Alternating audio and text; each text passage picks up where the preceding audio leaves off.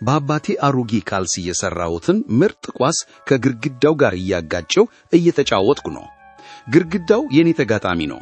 አረ ተው ግርግዳውን ታፈርሳለህ አለችኝ እናቴ በበሩ ብቅ ብላ። አንድ ጊዜ እንደገና ኳሱን ከግርግዳው ጋር አጋጨው። አረ ተው እንደ ልጅ ተው፣ ካለዚያ ኳሱን ነው መቀማ አለችኝ በድጋሚ በጣም ተቆጥታ። እሺ እተዋለሁ ብዬ አጉረመረምኩ። ኳሱን ከግርግዳው ጋር ማጋጨቱን ትቼ ወደ ላይ እየወረወርኩ መቀልበልና መጫወት ጀመርኩ። ግን ወዲያው ሰለቸኝና ዞር ብዬ ስመለከት አሪፍ አጫዋች አገኘሁ። የቤታችን ጣራ። ኳሱን ጣራ ላይ እየወረወርኩ ተንከባሎ ሲመጣ ልክ እንደ በረኛ ቀለብኩት። ልክ እንደ ተከላካይ ወደ ጣራው ጠለዝኩት። ተንከባሎ ሲመጣ ቀለብኩት። ደስ ሲል መጨረሻ ላይ ኳሱ ጣራው ላይ ቀራ። ይሄ ልጅ ምን ባደርገው ይሻለኛል ባካችሁ? ለምንድነው ምነግርህን የማትሰማው?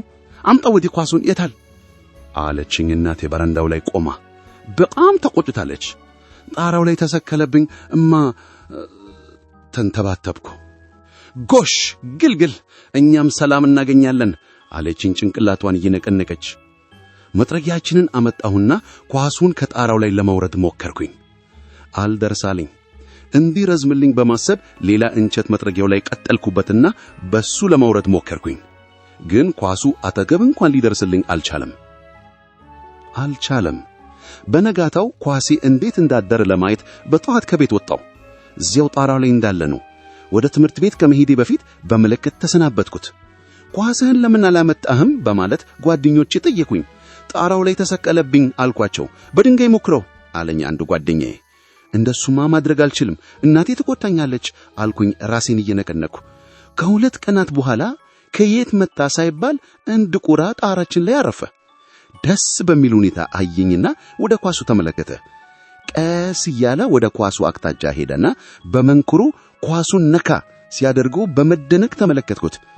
ኳሱ በቀላሉ ከጣራው ላይ እየተንቸባለለ ወደ እኔ መጣ። እንደ አንድ ለአጭር ጊዜ ከቤተሰቡ ርቆ እንደተመለሰ ወንድም እቅፍ አደረኩት። ተደሰትኩ።